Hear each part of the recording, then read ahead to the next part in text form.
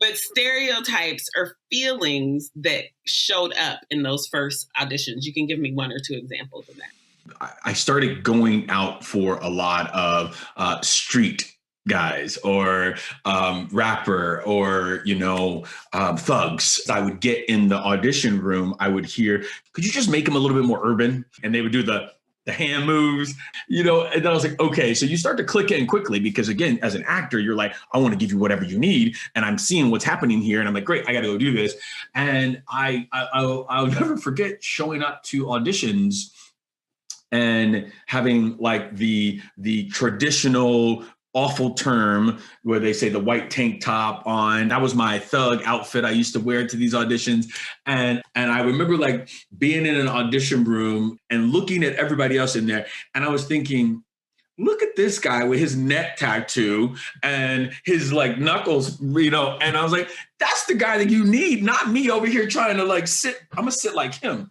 I'm gonna say, like, you don't need me. Like, and I was like, DaJuan, what do you bring to it? So that was a really important, role for me. Like a bias that results from the tendency to process information based on unconscious associations and feelings, even when these are contrary to one's conscious or declared belief.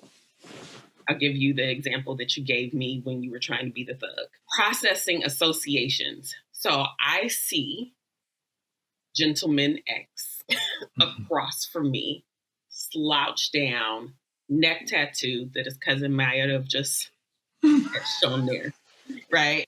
Real quick. I never thought about that.